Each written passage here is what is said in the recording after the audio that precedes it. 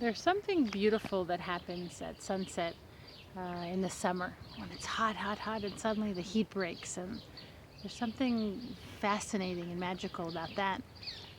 And add to it the how mesmerizing Metula is. And there's something magical happening here. Metula is it always has held a very sacred place for me. This is where I went twice for my retreats when we were still homeschooling and I needed just to get away. And I came for a week and I did my own silent retreat. And there's something majestic, there's something old and simple in Metula. It's still small town, very small town. I don't know the population, but I'm assuming it's, I don't know, 5,000. I don't know, I'm guessing. Very small, maybe even less than 5. And it's in the mountains. You see a road up there, and that's no longer Israel. We're at Lebanon. I mean, it's right on the border.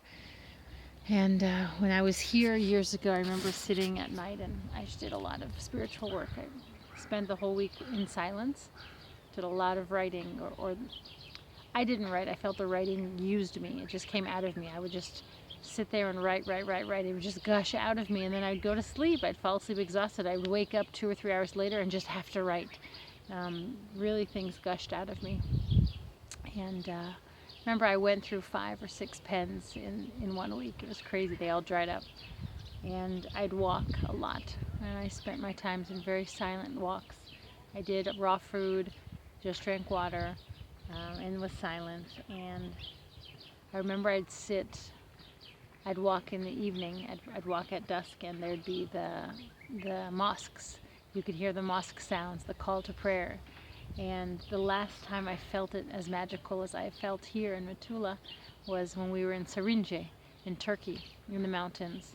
And this old man who had a big honor was the caller, was the one who would call the men to prayer. And it would just echo off the mountains. It was just phenomenon. So Metula is the place to sit, to think, to contemplate. There's something in the air. It's cooler here. It's clean. You can hear the parakeets, the birds.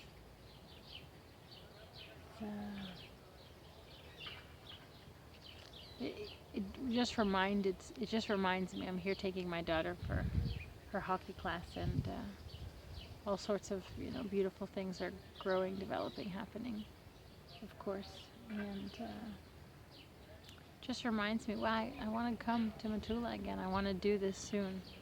I want to take a week off and just be quiet and just write and just be here and eat fruits and vegetables and not talk and just drink water and take walks and sleep.